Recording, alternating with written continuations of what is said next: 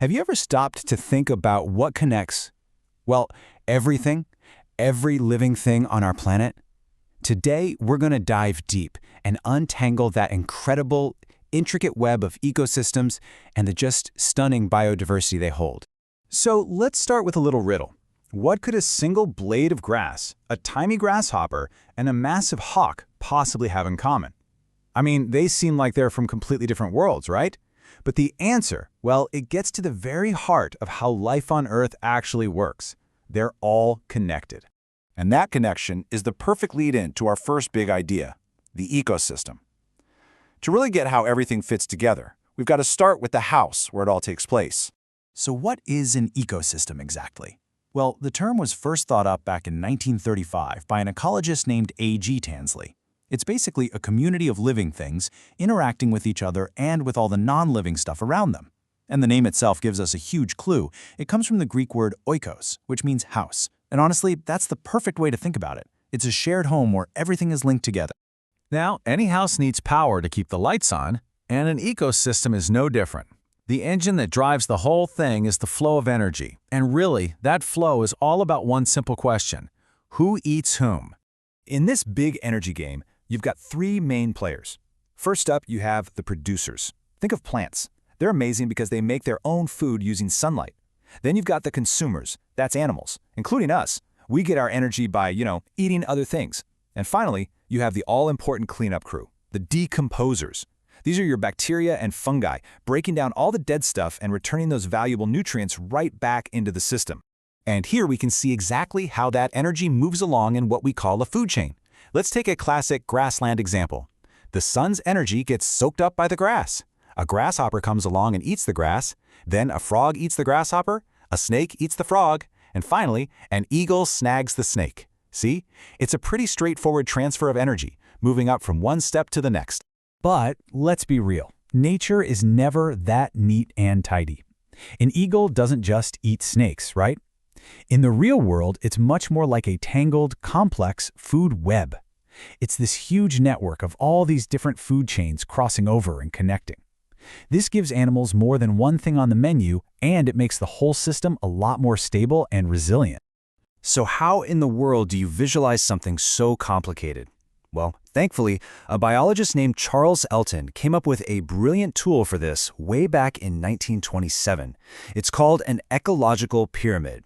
It's a simple diagram that shows you the relationship between all the different feeding levels, with all those producers at the wide base and the top predators way up at the pointy peak. Okay, but why is it a pyramid? This part is absolutely key. It turns out that only about 10% of the energy from one level actually gets transferred to the level above it. Just 10. The other 90% gets used up for daily life or is just lost as heat. This 10% rule is huge. It's the exact reason why there are so many plants at the bottom and so few top predators at the top. There's just not enough energy to go around. All right, so we've been looking at how a single ecosystem works. Now let's pull the camera way, way back. Let's zoom out from a single pond or forest to the entire planet. That's when we can start to talk about the breathtaking variety of life everywhere, biodiversity.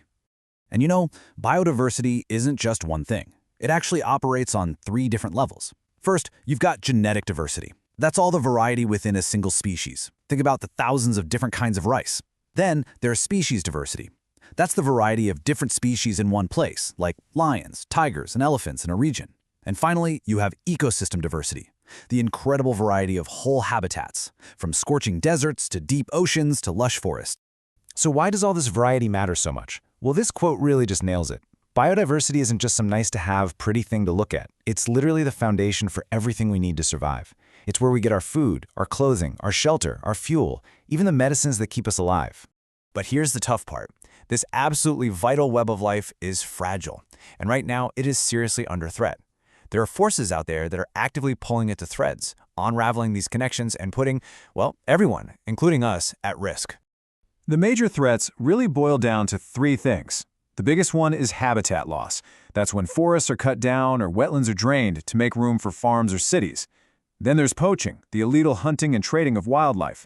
And third, you have man-wildlife conflicts, which keep getting worse as our towns and cities push further and further into animal territory. So, yeah, the situation is pretty serious. But that is not where the story ends. All around the globe, people are working incredibly hard to conserve this variety of life, to protect what you could call our planet's amazing living library. When it comes to conservation, there are two main strategies. The first is called in situ, which basically means on-site. This is all about protecting animals and plants right there in their natural habitat. Think of national parks or wildlife sanctuaries.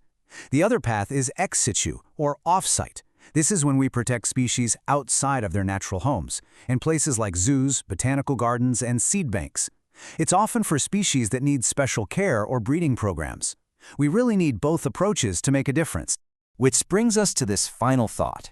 From the simple flow of energy in one food chain to the vast interconnected web that covers our entire globe, biodiversity is the story of our planet. So the question we have to ask ourselves is this: if every species is like a unique book in that library, telling its own story, how many of those books can we afford to lose before we forget the tale of life itself?